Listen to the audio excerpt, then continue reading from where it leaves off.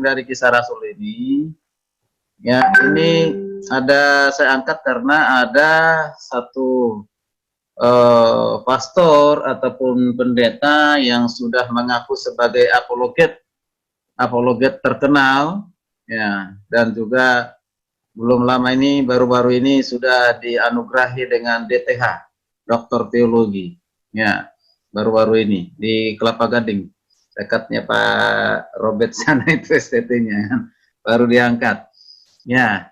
Jadi ini perlu kita bahas, nanti akan kita dengar juga apa tanggapan beliau atau pandangan tafsiran beliau tentang Kisah Rasul 1 ayat 9 sampai 11. Ya, jadi saya ada 5 pertanyaan yang mau kita bahas malam hari ini.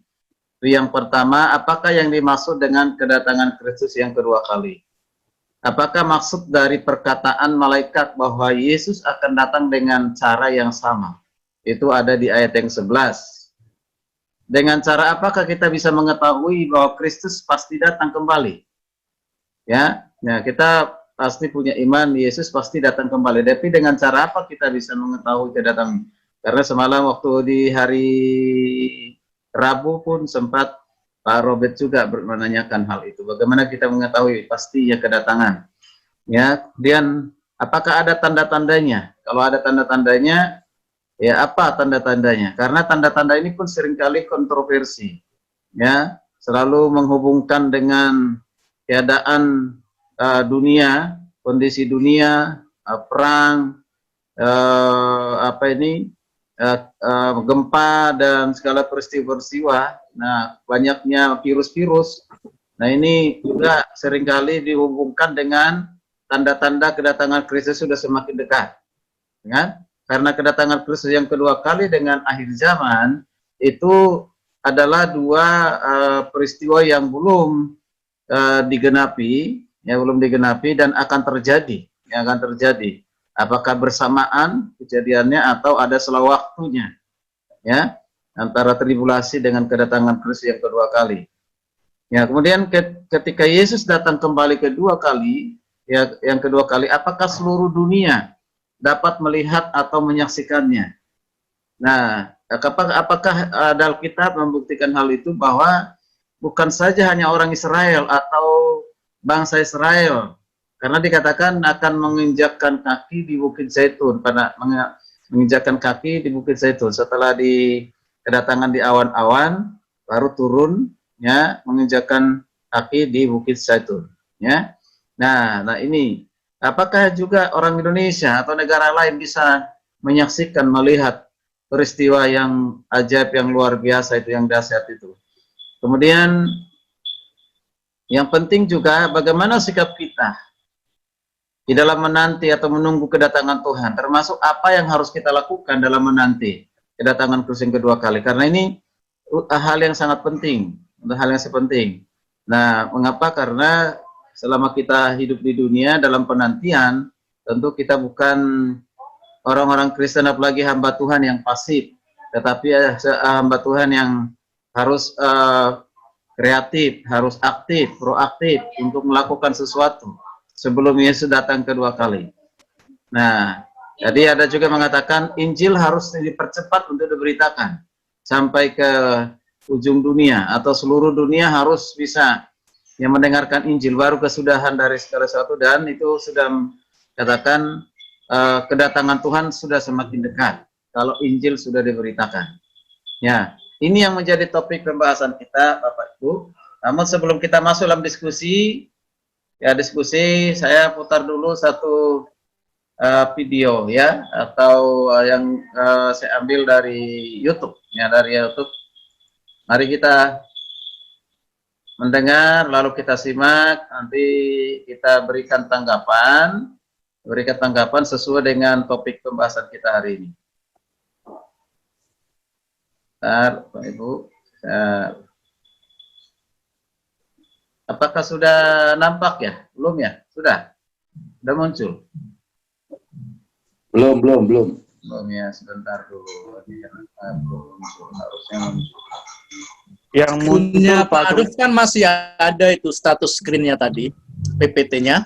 Mungkin harus keluar dulu. Ya. Ya. Oh iya, keluar dulu betul. Nah, Aduh, Yes, aduh ini memang luar biasa. Ya, oke. Sudah? Sudah. Betul ya? Sudah, Mas Salib. Muncul tapi belum bunyi ya. Ya. Belum di play. Sudah masuk.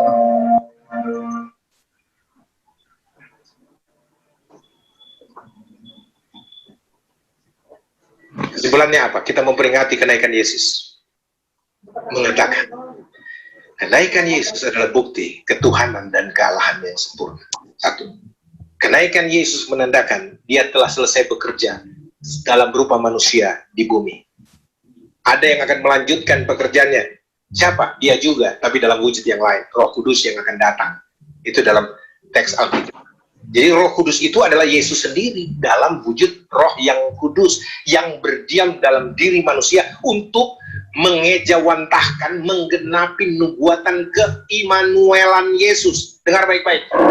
Menggenapi nubuatan keimanuelan Yesus. Yesus dikatakan dia Immanuel, Allah yang menyertai kita senantiasa.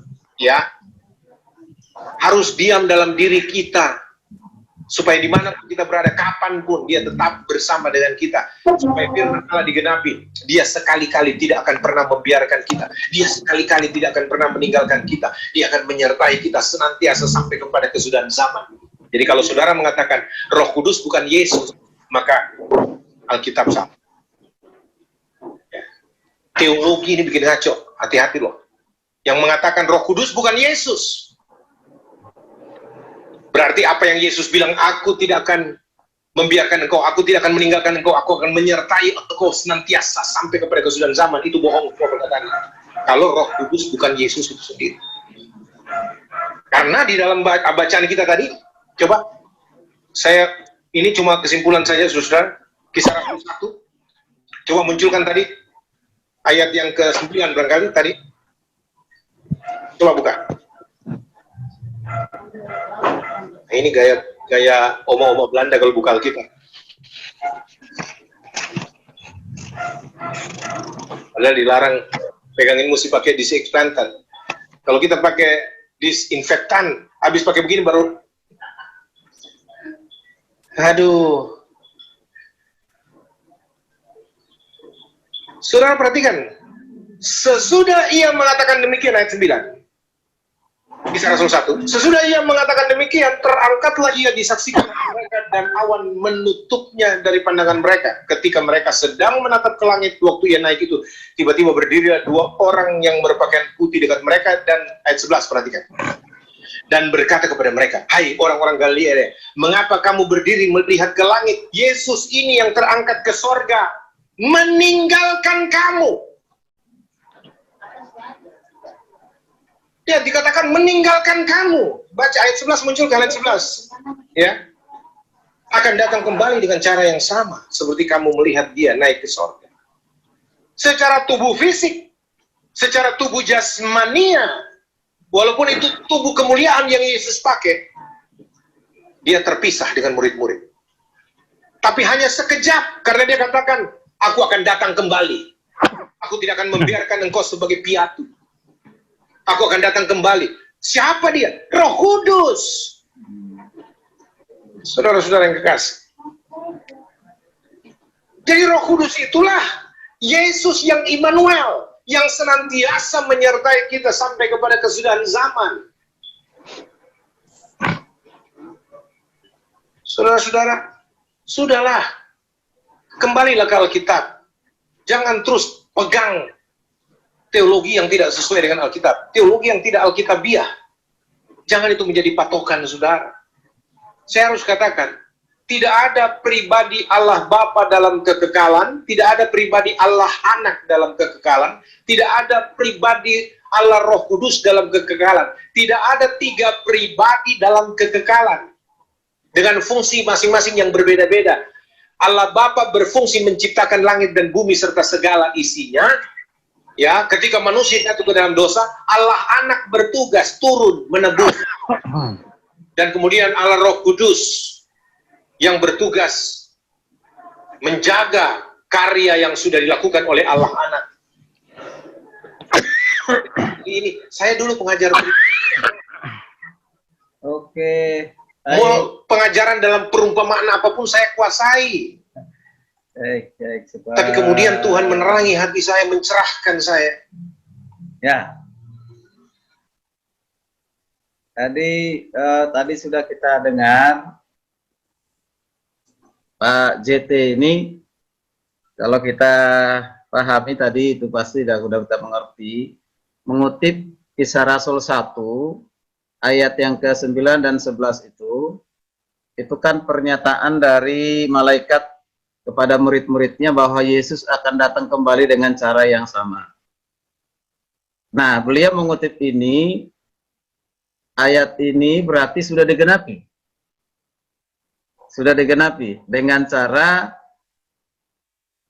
ya datangnya Roh Kudus. Karena dengan sekejap dia Yesus naik ke surga, datang kembali lagi dalam bentuk Roh Kudus. Ya, dalam bentuk Roh Kudus. Nah, ini kita berikan tanggapan. Jadi artinya berarti kedatangan Kristus yang kedua kali yang dikatakan oleh malaikat itu sudah terjadi. Ya, sudah terjadi.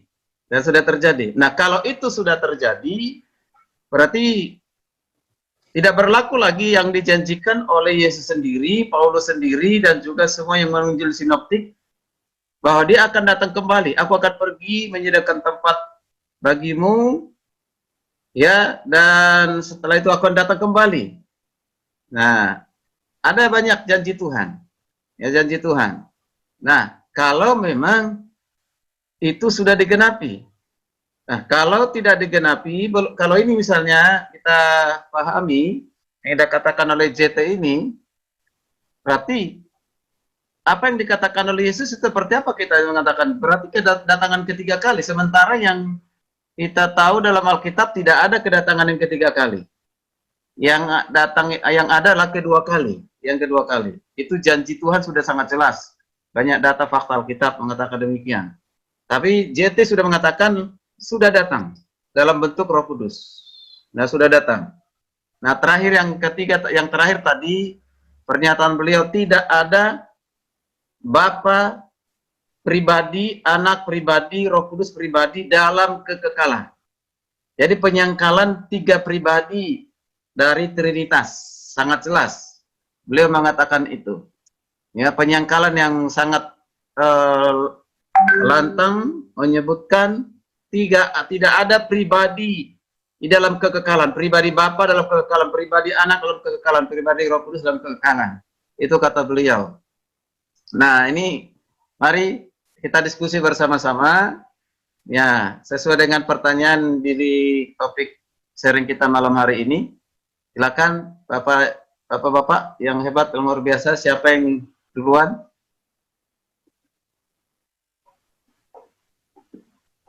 Silakan. Kayaknya Pak. Saya dulu lah. Saya dulu yang junior dulu. Silakan Pak Yan. Silakan. Ya, saya sebentar namanya. Ya. Saya. Ya, menarik tadi yang dikatakan JT itu, tapi ya kita kembali kepada konteks. Kan JT bilang bahwa Roh Kudus itu adalah Yesus yang sudah datang kembali, kan, sesuai dengan janji dia bahwa dia akan menyertai sampai akhir zaman. Walaupun kita tahu semua bahwa itu bukan Yesus, tapi itu adalah Roh Kudus, ya kan, pribadi yang ketiga. Nah, tapi kalau pas dari itu kita percaya bahwa Roh Kudus berbeda dengan Yesus, dia beda. Ini kita kembali kepada pengajaran Tritunggal, ya. Kita percaya itu semua bahwa Roh Kudus itu adalah pribadi yang ketiga. Jadi ada Allah Bapa, Allah Anak, Allah Roh Kudus. Nah, menurut saya nggak setuju dengan pendapat JT tadi bahwa Yesus itu adalah Roh Kudus sendiri. Saya tidak percaya, karena kita yakini di sinode kita juga percaya bahwa Roh Kudus adalah pribadi yang ketiga itu oleh Tuhan untuk menjaga, memelihara karya Yesus. Baru setelah itu nanti kesudahan zaman waktu yang ditentukan Tuhan, dia akan datang kembali ke dunia ini, kan. Ada yang disebut nama Kifor, ya kan. Nah, yang di Kifor itu Yesus akan datang kedua kali bersama dengan malaikat-malaikatnya, ya, untuk menjemput kita, mengangkat kita masuk ke dalam surga yang kekal. Itu yang kita maksud. Kan malaikat bilang dia akan datang kembali dengan cara yang sama seperti kamu melihatnya dia naik ke surga dengan tubuh kemuliaan. Saya rasa itu, Pak, ya. Nah, terus Kalau di konteksnya itu Pak, di Kisah Rasul 9 ini kan jelas sekali Pak, bahwa memang Yesus itu naik ke surga itu tujuannya adalah di dalam Yohanes 14 itu Pak. Janganlah ayat 14 ayat 1 dan 23 itu kan, 1 2 3, janganlah gelisah hatimu, aku akan ke surga ya kan, menyediakan tempat bagimu supaya di mana aku berada kamu pun berada. Itu kan kita iman kita kan. Ya. Di Yohanes 14 ayat 1 2 3 itu kan. Di rumah Bapakku banyak tempat tinggal dan aku pergi ke sana untuk menyediakan tempat bagimu ya, supaya di mana aku berada kamu pun berada ya kan. Itu dia. Itu iman kita kepada Tuhan bahwa Yesus datang ke surga untuk menjadi tempat bagi kita. Kalau udah tempat sudah selesai, jadi kalau kapling saya, rumah saya udah jadi, rumah Pak Robert, Pak Irwan, Pak Yan, Pak Adep udah jadi, kita akan ke sana-sana Pak. Kita akan kembali Pak, bikin sharing di sana Pak, di surga Pak ya. Nanti Yesus yang jadi hostnya Pak.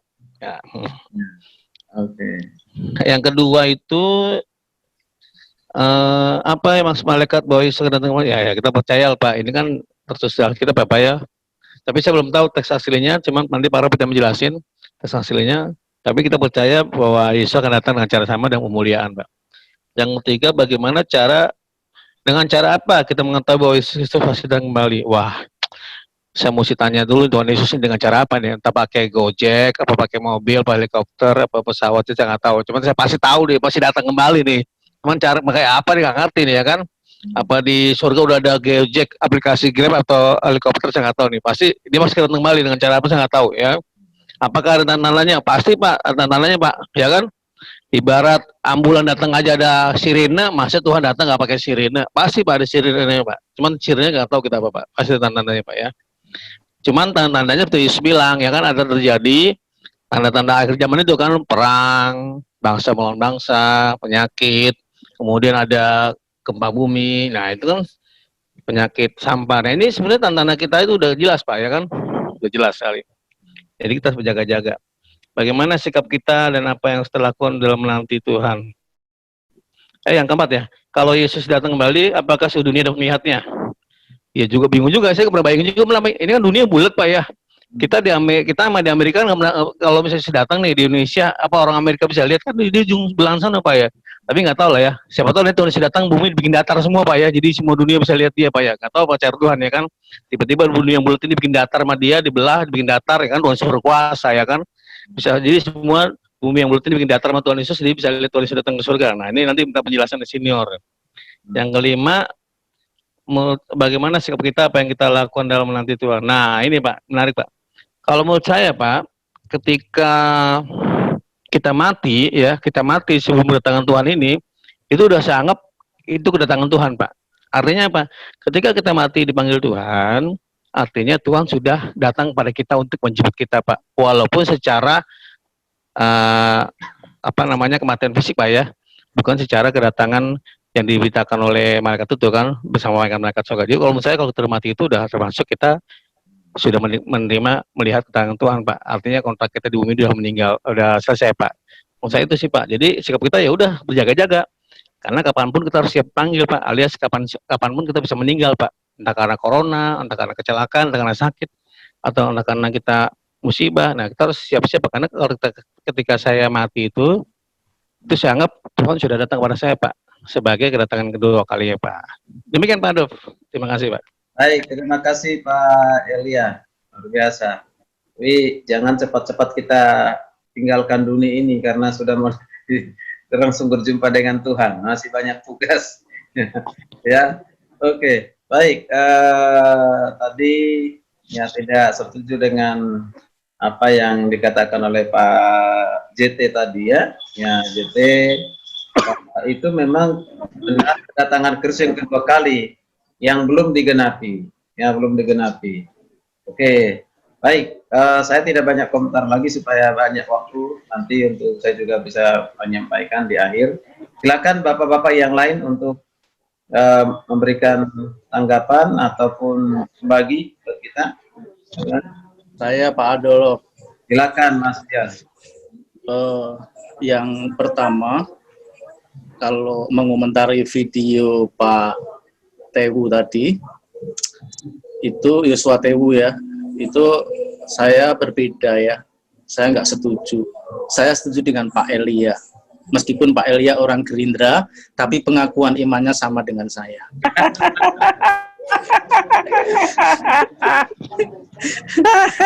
Oke, saya lanjutkan.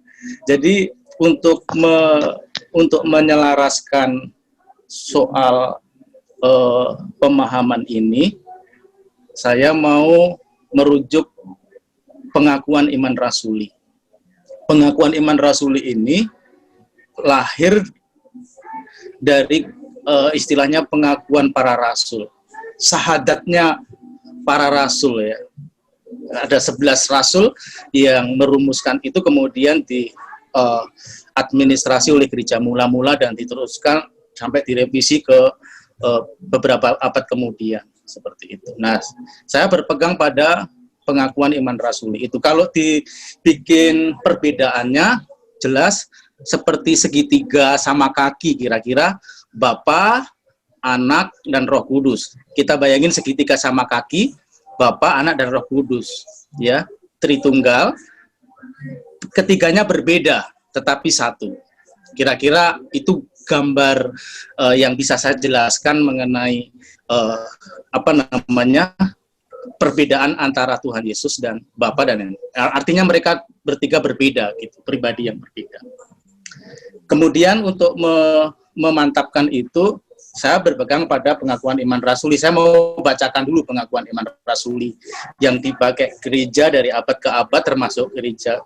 Saya yakin gereja-gereja masih berpegang pada ini ya.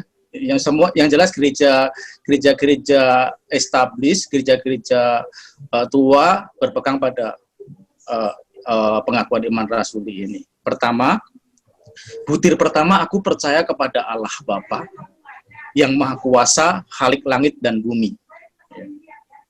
Kemudian butir kedua, dan kepada Yesus Kristus, anaknya yang tunggal Tuhan kita. Ini kalau dicermati, apabila kita mengatakan pengakuan ini, maka itu artinya kita sepenuhnya percaya bahwa Yesus anak Allah. Mungkin sulit dipahami secara logika manusia bagaimana bisa Allah memperanakan. Namun sebagai orang Kristen kita percaya bahwa maksud anak di sini adalah Yesus diperanakan di dalam roh, dan kita juga percaya bahwa Yesus sengaja dikirim untuk menjadi juru selamat, untuk memerintah bangsa-bangsa, untuk menjadi guru dan raja, untuk memberitakan tentang kerajaan Allah, untuk menggenapi firman-Nya, dan untuk menjadi Tuhan kita. Jadi ini butir yang kedua. Butir yang ketiga, yang dikandung dari Roh Kudus, lahir dari anak darah Maria, ya. Butir keempat, yang menderita di bawah pemerintahan Pontius Pilatus, disalibkan, mati, dan dikuburkan, turun ke dalam kerajaan maut. Butir yang kelima, pada hari yang ketiga, bangkit pula dari antara orang mati. Butir keenam, naik ke surga, duduk di sebelah kanan Allah Bapa yang Maha Kuasa. Nah ini, butir keenam, kalau dijelaskan kira-kira begini, dalam kitab Perjanjian Baru dikatakan bahwa beberapa hari setelah kebangkitannya, Yesus naik ke surga, dan saat ini dia telah duduk di sebelah kanan Allah dan menjadi perantara kita dengan Allah Bapa. Ini pengakuan iman rasuli ya, saya pegang ini. Kemudian yang ketujuh, dan akan datang dari sana untuk menghakimi orang yang hidup dan yang mati. Ya, seperti yang kita bahas tadi, kisah 1, ayat 9-11, menurut saya dia akan datang kembali dengan cara yang sama, ya, dengan cara yang sama, maksudnya turun dari langit, kemudian ke bumi untuk menghakimi orang yang hidup dan yang mati. Gitu. Lalu aku percaya kepada Roh Kudus. Nah ini beda lagi nih kan. Tadi anak, sekarang Roh Kudus. Nah, ini butir yang ke-8. Sebelum Yesus terangkat ke surga, dia berjanji akan memberikan Roh Kudus kepada murid-muridnya. Ini ada di Injil sinopsis ya. Dan bukti dari adanya Roh Kudus bisa disaksikan hari ini melalui karunia Roh Kudus yang nyata, bisa dalam bentuk mujizat atau bahasa roh. Sebagai orang Kristen, mungkin kita sudah sering mendengarnya. Ya. Dan kalau kita percaya akan identitas Allah Tritunggal, maka otomatis kita juga percaya akan Roh Kudus. Butir yang ke-9 dalam pengakuan iman rasuli, gereja yang kudus dan persekutuan orang kudus. Kita sebagai orang Kristen percaya dengan itu. Ya. Kemudian yang butir 10, pengampunan dosa. Kita percaya bahwa Kristus mengampuni dosa-dosa kita. Kebangkitan daging. Lalu ayat yang ke-12, butir yang ke-12, dan hidup yang kekal. Jadi dari pengakuan iman rasuli ini sudah terstruktur secara sistematik bahwa antara Allah Bapa, Anak, dan Roh Kudus itu punya peran masing-masing dan berbeda. Ini istilahnya syahadatnya para rasul ya, diakui oleh 11 rasul itu, dan kemudian tertulis juga secara eksplisit ataupun implisit di dalam Injil sinopsis ya. Kalau kita mau melacak di Injil sinopsis itu ada peran Allah Bapa, peran Allah Anak, peran Allah Roh Kudus, seperti itu. Saya pikir sampai di sini dulu Pak Adolf. Nanti saya mencoba untuk mempertajam lagi. Terima kasih. Puji Tuhan, terima kasih Mas Diab. Jadi sudah terjawab dengan pengakuan iman rasuli ya, apa yang dirumuskan oleh Konsili Nisea ya tahun 320 kalau tidak salah ya, dan itu dirumuskan dan menjadi satu pengakuan buat rasul-rasul dan juga gereja. Ya, terima kasih Mas Dias. Jadi sudah 5 pertanyaan hampir sudah terjawab semua dengan pengakuan iman rasuli tadi.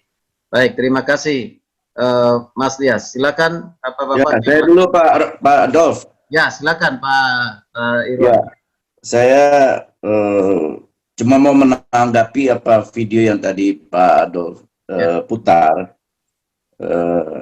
terhadap statementnya dari si pendeta JT ini.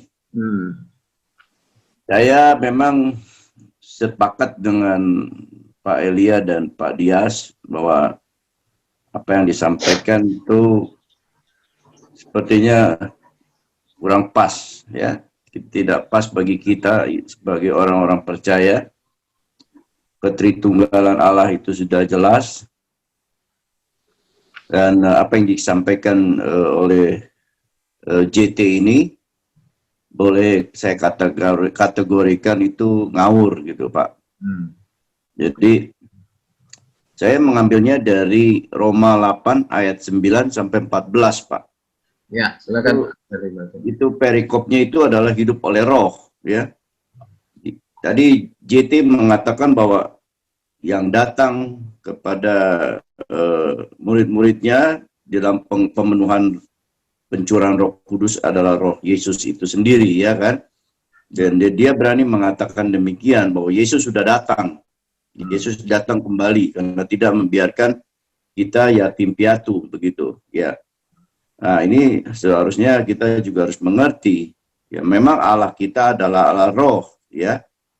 Nah, di dalam Roma 8 ayat 9 sampai 14 ini jelas sekali kita bisa jawab di sana. Saya bacakan saja buat teman-teman semua. Tetapi kamu tidak hidup dalam daging, melainkan dalam roh.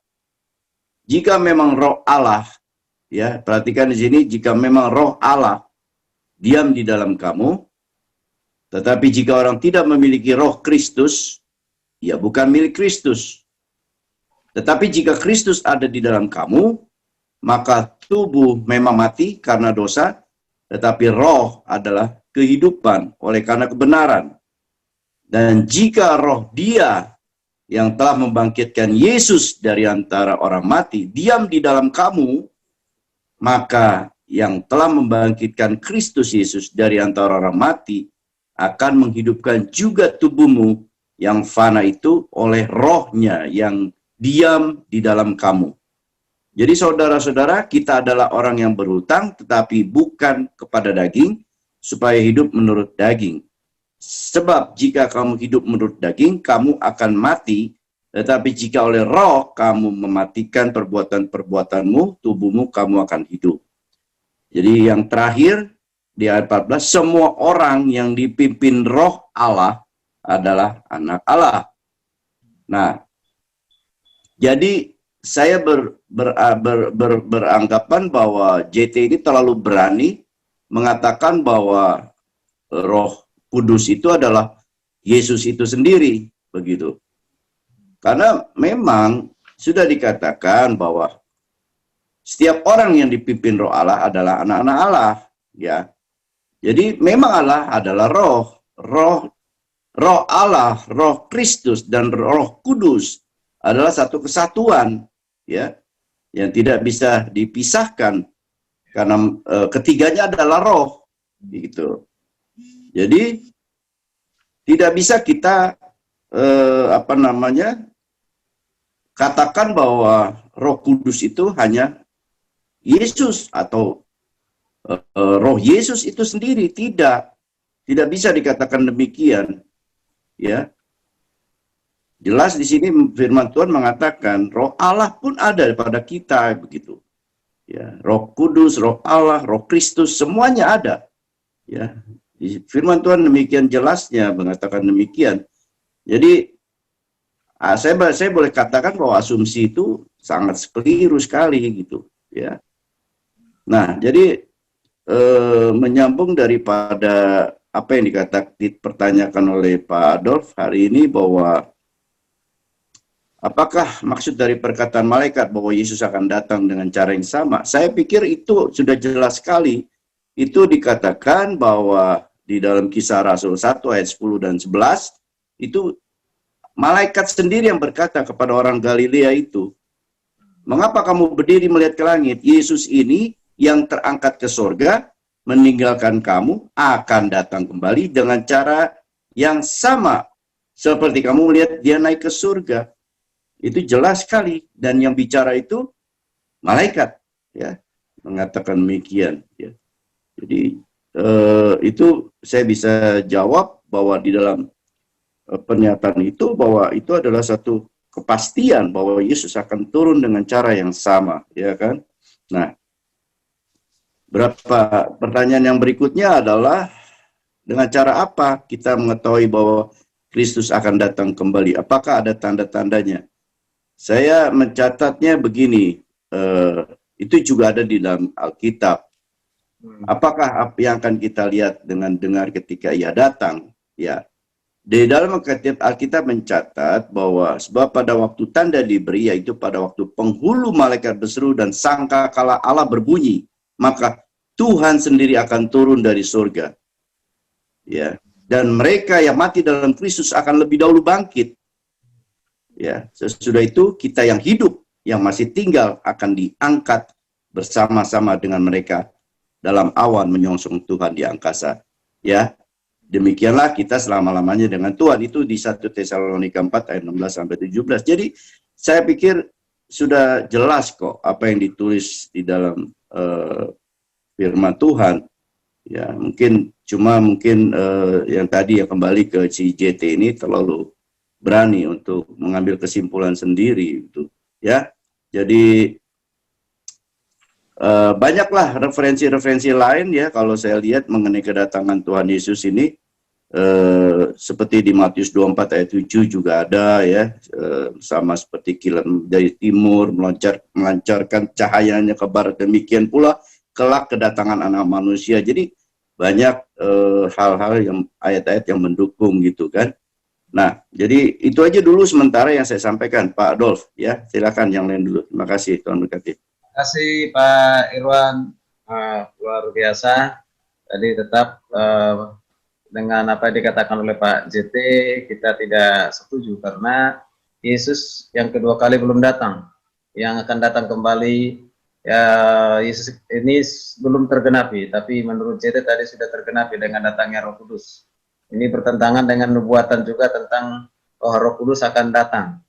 Ya, sesuai dengan apa dikatakan oleh Yesus, dia akan diutus. Ya, roh kebenaran akan diutus. Nah, itu kalau itu sudah digenapi. Tapi untuk kedatangan Kristus yang kedua kali belum tergenapi. Ya, jadi ini kita bisa melihat satu kebenaran yang tadi yang dipaparkan oleh Pak Irwan, ya. Ya, jadi memang sama-sama membuka Alkitab, sama-sama membeberkan Alkitab, tapi pemahaman Alkitabnya ini perbedaan yang bukan memperkaya, tapi perbedaan justru yang membuat suatu kekeliruan, kesesatan, kan, gitu, ya. Itu luar biasa. Baik, terima kasih, Pak. Sampai lagi dikit, Pak Adolf. Ya, oke, baik. Yohanes 14 ayat 16 juga sudah mengindikasikan yang lebih tepat lagi. ya kan, bahwa Silakan. dia akan memberikan penolong yang lain, ya kan. Jadi supaya menyertai kamu selama-lamanya. Kalau JT ngomong bahwa itu Yesus sendiri, bagaimana Yesus ngomong aku akan memberikan seorang penolong yang lain, begitu. Ini kan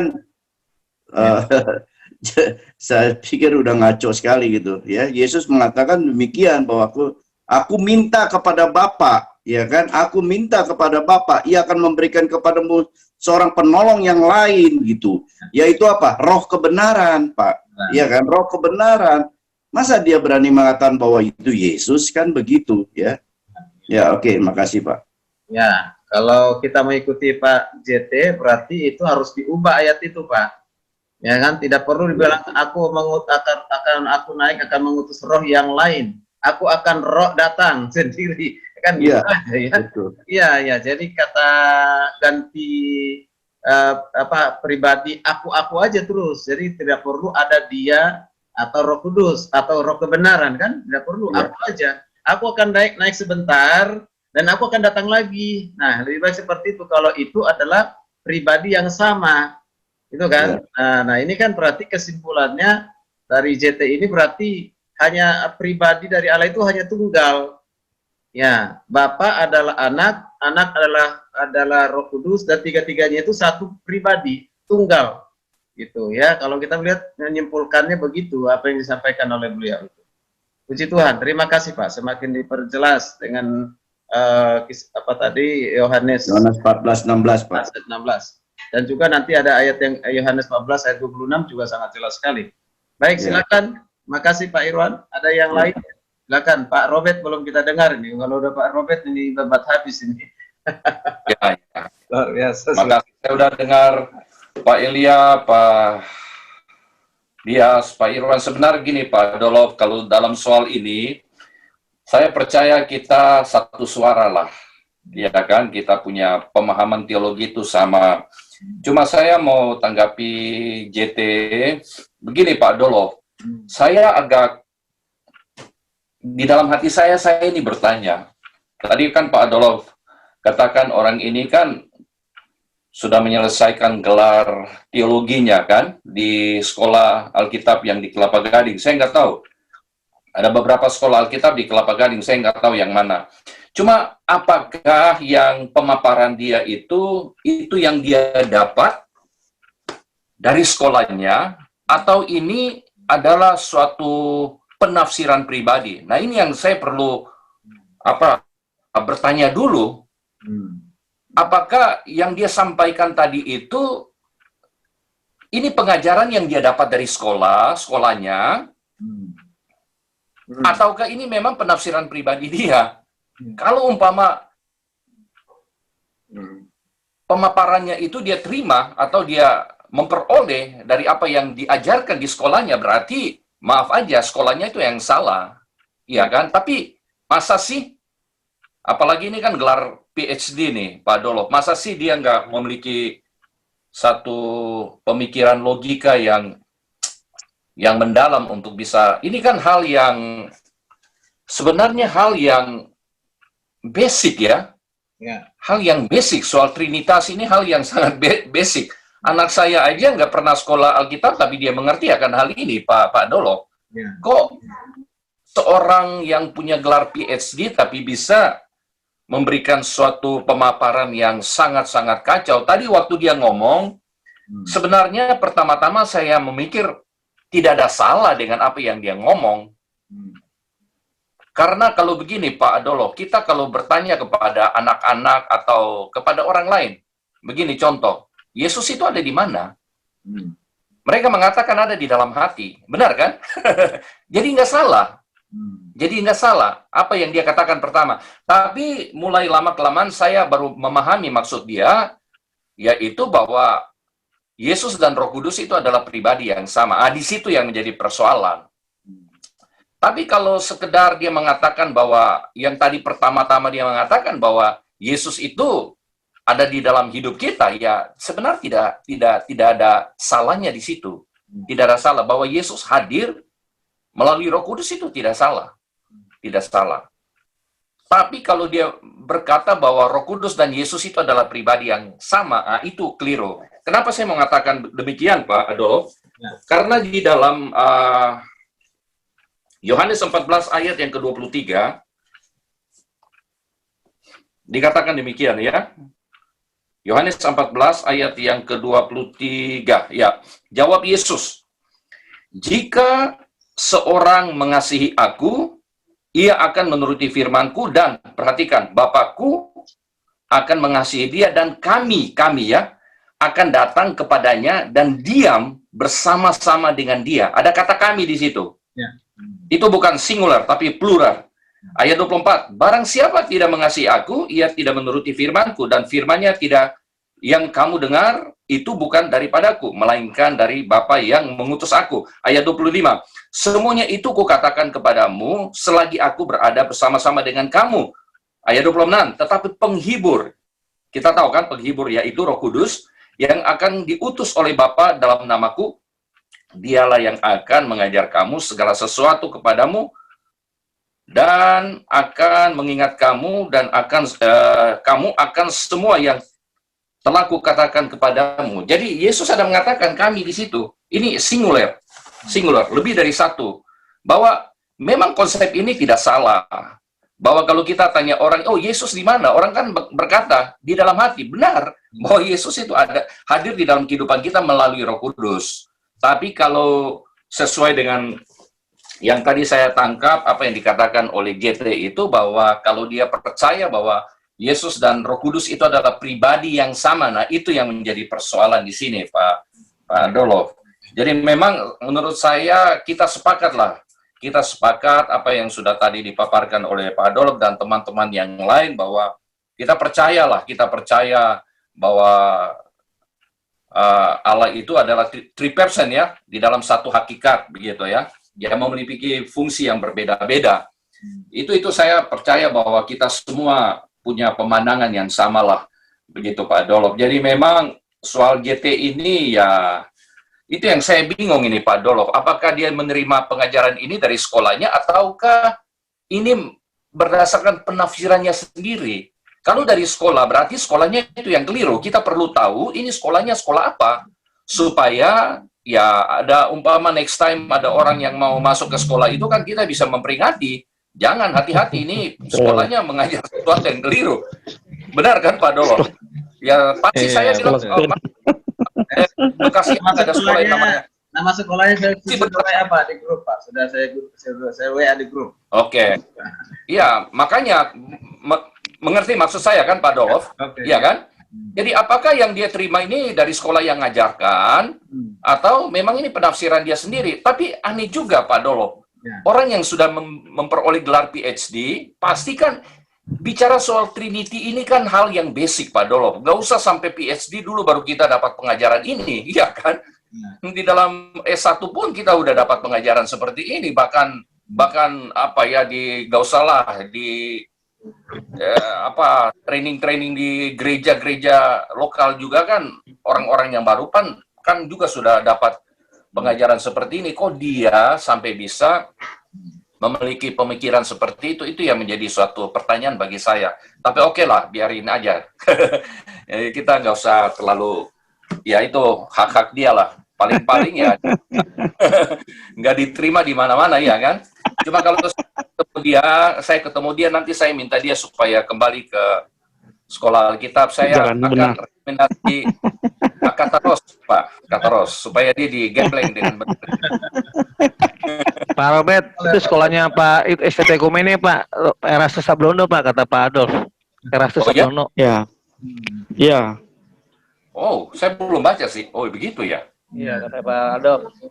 Kita perlu kirim form pembela Kristen ke sana, Pak. Form pembela Kristen, pembela Kristus. Kita kirim ke sana, Pak. Form pembela Kristus. Kita kirim nanti Pak ke sana, Pak. Ya, cuma ya memang agak aneh dikit Pak Adolf. Aduh, gimana ya? Ya, tapi memang ya, tapi karena tadi saya lihat dia ngomong itu begitu pede ya. Oke, anyway. Oke, kalau kembali lagi dengan pertanyaan Pak Adolf ya.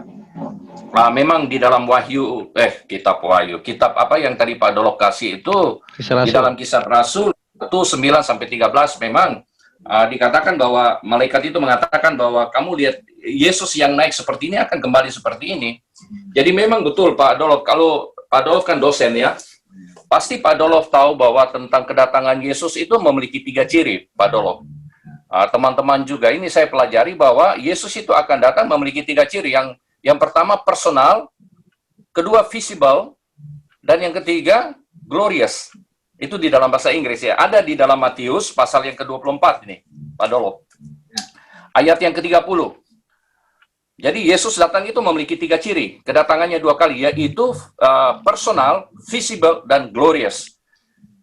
Di dalam ayat yang ke-30 saya akan bacakan. Pada waktu itu akan tampak tanda anak manusia di langit.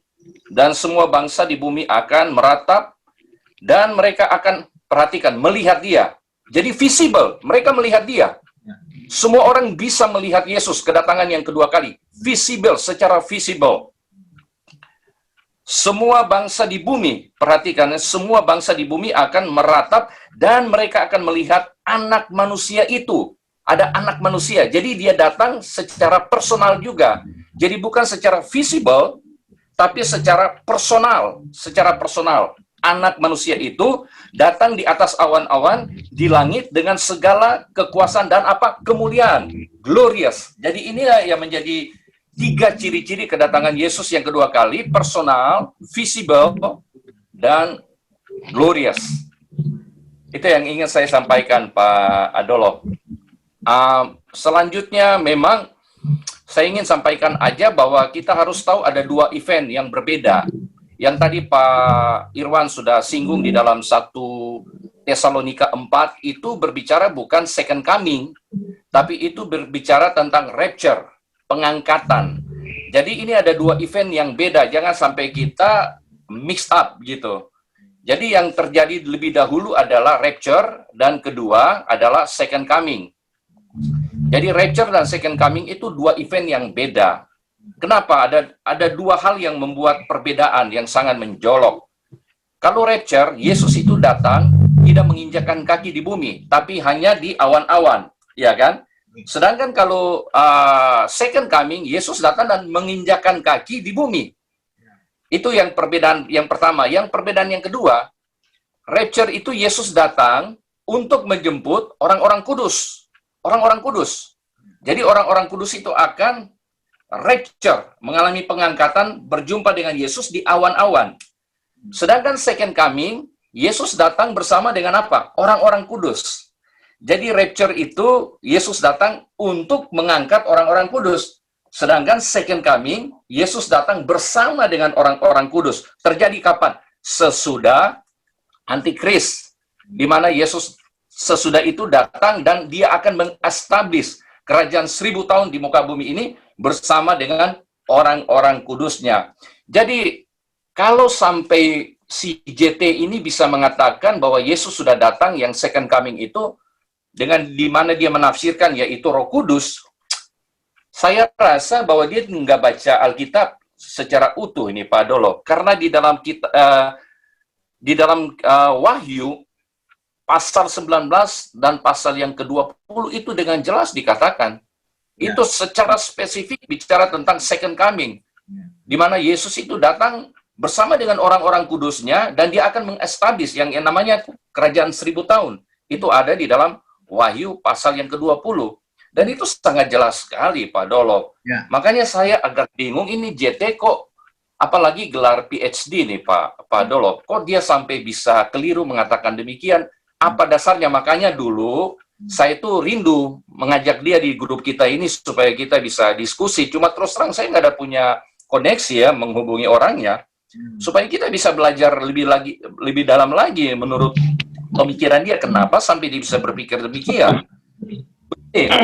Karena kalau dia menganggap Yesus dan Roh Kudus itu adalah pribadi yang sama, ya yang tadi Pak Irwan sudah berikan juga alasan, tapi di dalam 1 Yohanes pasal yang kelima ya Pak Dolo, itu dengan jelas dikatakan demikian ya. Ayat yang ke-7. 1 Yohanes 5, ayat yang ke-7. Sebab ada 3 yang memberi kesaksian di dalam surga, Bapa, Firman, dan Roh Kudus. Iya kan? Dan itu memang, kalau kita bicara soal kata Trinity, itu memang tidak ada tercatat di dalam Alkitab. Tapi sebagai apa ya? Sebagai bentuk konsep Trinity itu memang jelas ada di dalam Alkitab. Memang tidak dikatakan secara eksplisit dipakai kata Trinity itu di dalam Alkitab, nggak ada. Allah Tritunggal itu nggak ada. Tapi konsep daripada Trinity itu ada. Itu dengan jelas tadi yang sudah dibacakan. Belum lagi dengan ayat-ayat yang lain. Ada 3 kesaksian di surga, yaitu Bapa, Firman. Kita tahu Firman itu selalu diindikasikan, yaitu Yesus. Dan yang ketiga, ya itu Roh Kudus. Dan ya inilah, Pak Adolf, saya sendiri nggak tahu. Saya pingin, ya mungkin tahun depan ya, kalau grup ini masih tetap Tuhan izinkan berlanjut, saya berusaha untuk menghubungi JT kalau dia bersedia, dia bisa berdiskusi dengan kita di grup ini ya. Saya ingin menggali pemikiran dia tuh. Kok bisa ya seorang yang PhD sekolah Alkitab tapi bisa memiliki pemikiran seperti itu, dari mana? Dari mana? Apakah dari sekolahnya? Nah, ini yang saya perlu gali.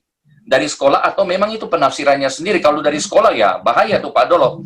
Supaya kita tahu, supaya ada teman-teman yang mau sekolah Alkitab, kita udah wanti-wanti jangan. Kalau saya, terus terang, saya bilang, ke Bekasi aja ada yang namanya Kataros, masuk situ. Kamu keluar pasti jadi orang hebat. Itu aja Pak Dolo. Terima kasih.